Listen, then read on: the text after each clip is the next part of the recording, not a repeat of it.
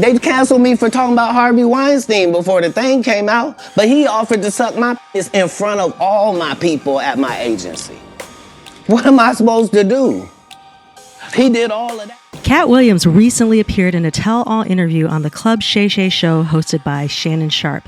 In the interview, Katt Williams opened up about various aspects of his life and career, including his experiences in the entertainment industry, personal challenges, and his perspective on current events. He discussed his journey from stand-up comedy to acting and revealed insights into his creative process and the influences that have shaped his comedic style. Additionally, Williams shared candid thoughts on social issues, offering his unique perspective on topics such as race, politics, and the impact of social media. Overall, the interview provided a comprehensive and honest look at Katt Williams, shedding light on both his professional and personal life. So let's get into it. Welcome to the Miko Music Channel. My name is miko-reed.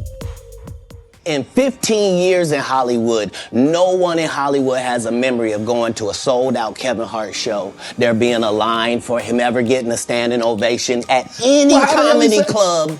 He already had his deals when he got here. Have we heard of a comedian that came to LA and in his first year in LA, he had his own sitcom on network television and had his own movie called Soul Plane that he was leading? No, we've never heard of that before that person or since that person. What do you think a plant is? Maybe people don't understand the definitions of these words. He just did his documentary with Chris Rock where he shows you that his whole upbringing in comedy was on the East Coast. Yeah, it was. So how simultaneously was he here in Los Angeles doing the same thing? It didn't happen. It didn't happen. And I hate to seem like a petty individual for picking apart lies, but Jussie Smollett gonna keep lying until you say we don't believe you. Like, it's important in the checks and balances of the universe that liars not get to make complete narratives for themselves. Are you not afraid about being blackballed again? These are some power people. What do you mean again? These people are not powerful. Satan can't create anything. That includes blessings for his people. That's why, you know what the number one job of somebody that sold their soul in Hollywood is? What? Is to act like it didn't happen. They all do the same job. Why do you think Gary Owen can't cross over and he already white and been in comedy for 25 years? If what I say ain't the case. It's a cabal, it's a consortium. They rock with who they rock with and they don't with who they don't. But I'm not scared of being the competition any more than you were when you lined up across from a superior team. Yeah, on paper, they're a better team. Right. They have all the assets and resources and we don't. But let us get on the line, boy, and see if that factors in. I guarantee you it won't. Wow. Because Shannon Sharpe gotta be a different person than that other person. Absolutely. And he always was. That doesn't change when I change teams. That remains the same. That's how a legacy is built. So all of these shortcut takers, they canceled me for talking about Harvey Weinstein before the thing came out, but he offered to suck my piss in front of all my people at my agency. What am I supposed to do? He did all of that. I'm thinking I'm the only black person on the script. I get there, there's 3 other black guys on there. Woo. Huh. So you wonder what they did to get there? I told him no. What y'all do? And this is why when I walk in a room, heads go down. Behind my back, I'm nothing. I'm just a regular old comedian that's bitter and jealous. But in my face, no. The king has walked in and they have to respect it only because I've not taken the shortcuts. I've not been funded. They pay you to not talk about things they don't want you to talk about.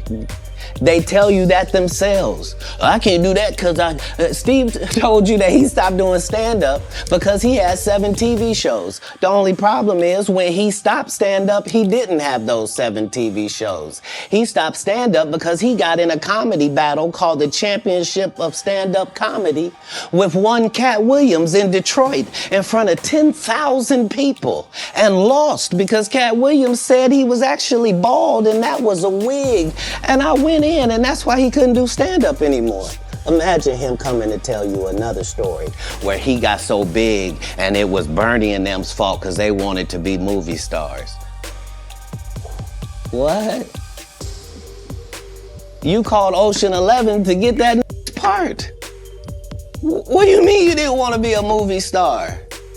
So on the behalf of Bernie, I would have to say what I have to say. Have you ever been on tour with any of these guys? Every guy I mentioned to you is not funny out there in real life. So no. Faison's never done his own tour in 30 years. Steve Harvey don't do stand-up no more. Cedric doesn't write. I'm sorry, he doesn't write. Ricky Smiley has been playing the same old black woman forever. Like, you can't get a young fan base with that. Like, you gotta be doing karaoke around the country to make that work. Right. And he is. But I'm a stand-up comedian. This is my 19th 100-city tour. I'm not gonna have a conversation with these lazy bums that'll take a shortcut at any point. Yes, it's easier for you to juice than to get in the gym, but you don't get to bring that body in here talking crazy. Talk about how good you look. What? No, there's too many comics out there that are putting their life on the line to tell these jokes, man. Okay, let's get to your upbringing. We're gonna circle back and we'll get some, I want to protect him real quick, because you had said for the Kings of Comedy, it was in 2018, 2019, but did you mean 1999? Because it came out in 2000, so I just want to make sure. No, I didn't. No. So what I meant to say was, remember, he said I couldn't do stand-up anymore. I had 7 TV shows. I said he didn't have any of those TV shows at the time. I know you talking about Cedric. Joke stealing from Cedric. Cedric. Okay, You had said that 2018, 2019, but it came out in 2000, so I just want to make sure. Okay, no. What comes out in 2000? The original Kings of Comedy. Right.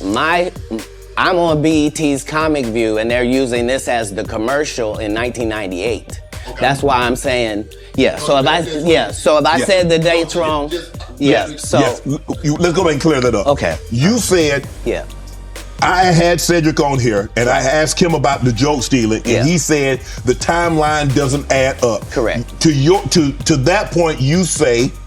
Right, so he thought that I was just a no-name comedian and that he could take this joke and nobody would know. Right. The issue was that I had already done this particular joke on BET's Comic View twice. Right. It had done so well on BET's Comic View that they had made it part of the commercial.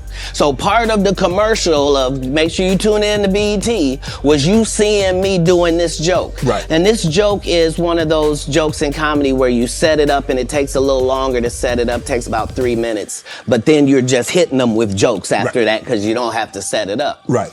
Mark Curry had already helped me work on this joke because I thought it was good because I was getting a standing ovation on it. He had me go back in the lab and help me craft it to be an even more powerful joke. So this is not just a random joke. This is my very best joke, and it's my last joke, and it's my closing joke. Okay.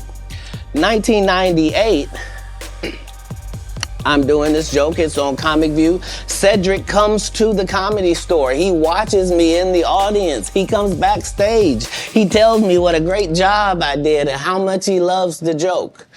2 years later, he's doing that as his last joke on the Kings of Comedy. And he's doing it verbatim. He's just changed my car into a spaceship. For a 5-year period, every single movie that Kevin Hart did was a movie that had been on my desk. That all I had said was, just can we take some of this step and fetch out? And then I can do it. Like, it don't need to be overtly homosexual because I'm not homosexual, right? It doesn't need that to be funny, right? And me saying that and them going, oh yeah, no problem. And then going to give it to this other guy and having him do it just like it was and acting like I'm a bad person because I keep standing on my standard. But yeah, it's interesting, but I wouldn't change it for the world. Like, again, I'm on the winning side of these decisions. Will there ever be another Comic View, Def Comedy Jam, could that, in today, in 24, 25, 26, could we see that again? They've already announced it. It's already going. You didn't know? Mm-mm. Yeah, Kevin Hart purchased it, so he's now doing Comic View. That happened at the same time that they gave DC Young Fly Hollywood Squares. Where? Yeah, because they tell you that there's no gatekeepers, but we keep seeing the same people open the gate. Didn't Kevin open the gate and let Tiffany in? Ain't he now opening it up for, don't such and such open the gate for, what do you mean ain't no gatekeepers? There's 100 gates out here. Would you everyone I've seen got a keeper. Would you have wanted to do Comic View or Def Comedy Jam? Would you have wanted to be? I think we just mentioned I did them both. No, I'm saying purchase the rights and re-franchise it. Nope. They didn't offer it to me anyway. Like, Comic View did a couple of disservices to comedy as well. Mm-hmm. So there were people like me that were out there getting 2 and 3 standing ovations in one set. And that wasn't good for television. So what they did was they started making everybody get a standing ovation. So they would tell the audience, when they get off stage, everybody get up and cheer. And so now the fact that I'm the only one out there going to get standing ovations is now making people think everybody get a standing ovation. And that's not how comedy is. So right. I understood why that couldn't go anymore, because remember Ricky Smiley sat right here and told you a story about how he performed with Mike Epps and Katt Williams when he did Comic View, and to let him tell it, he was funnier than both. All of these big dick deviants is all catching hell in 2024. It's up for all of them. It don't matter if you Diddy or whoever you is. TG Jakes, any of them. All lies will be exposed. That's all. And anyone who takes that the wrong way, know why they take it the wrong way. The truth is the light. Because the people want to know, well, why would he get blackballed? Yeah, because in 30 years, I've done nothing but collect information, knowledge, and your secrets. So if you and a man was in a corner doing something you wasn't supposed to be doing, you will tell it. No, somebody come to tell me. Okay.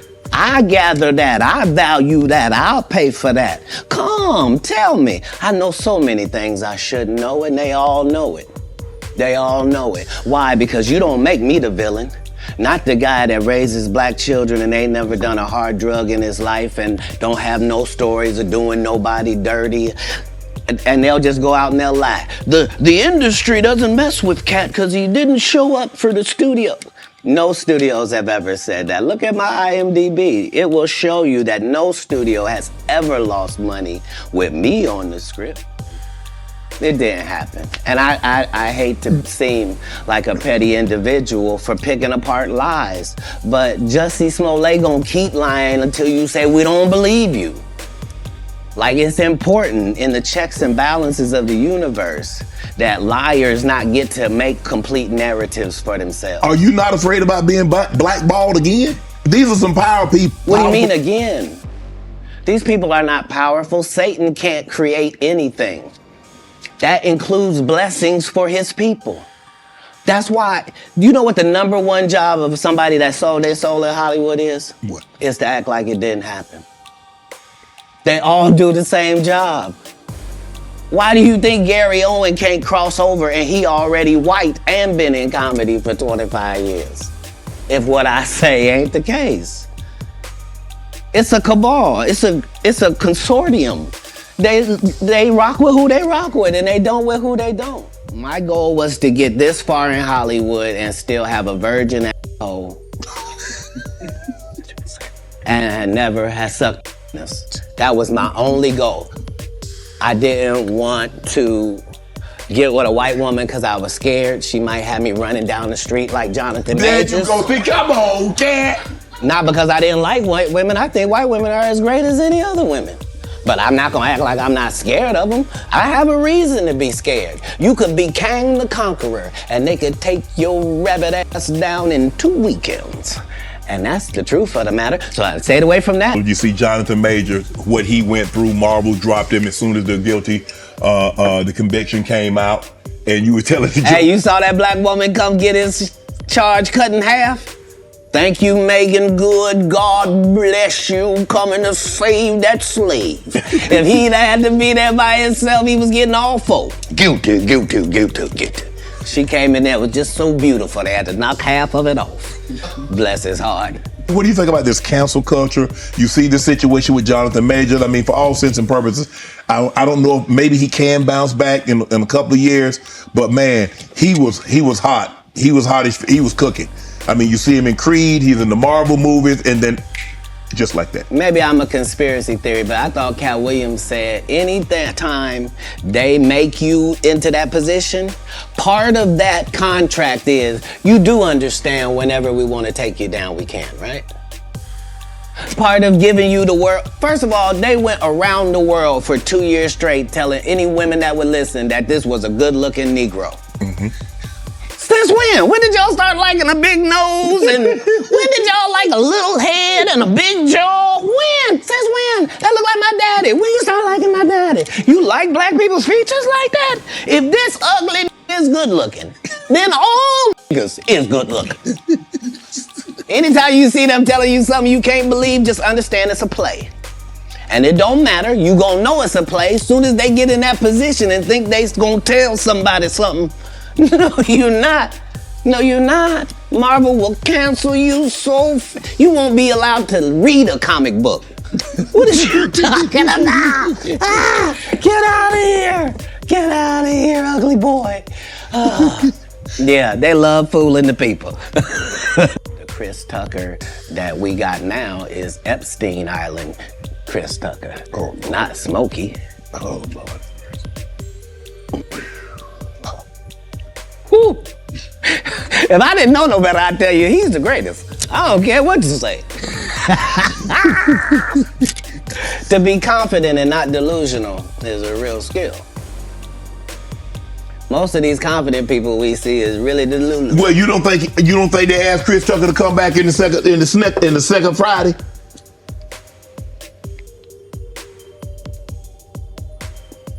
Smokey was all in Smokey. There ain't no Friday without Smokey. We all agree to that, and there's no next Friday without Friday, and there's no Friday after next without Friday. We talk about the road because you said that they don't. Here's the thing. Okay. Here's the thing. Chris was allowed to make the decision. At the time that this is happening, Katt Williams is known for smoking weed. Willie Nelson is known for smoking. Right. Snoop's known for smoking weed, but none of us is really known except Willie. And I'm saying, Chris Tucker didn't want to be the poster child for smoking weed. He don't smoke weed like that. Right. He in the church. He Michael Jackson's best friend. Christmas. Michael Jackson called him Christmas. You ever met a man that gave you a little nickname like that? No. Me neither.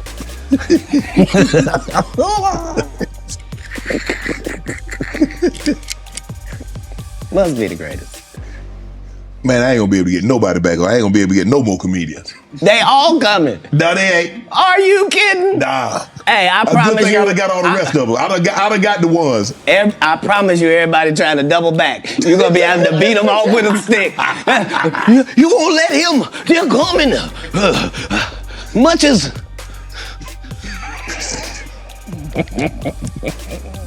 Are you related to Luda?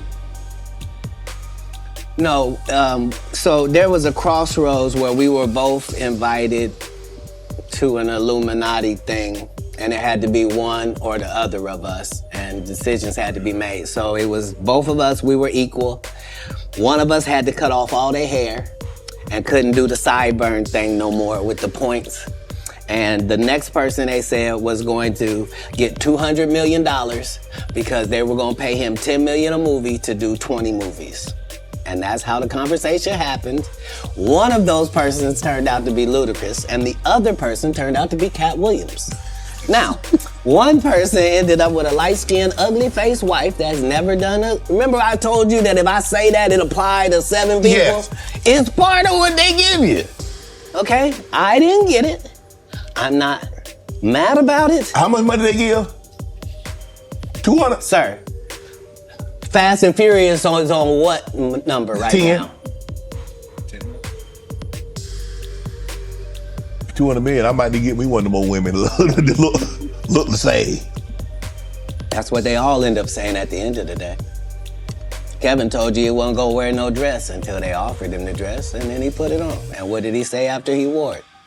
I made my own decision. Duh. But you didn't make it before they brought it up, did you?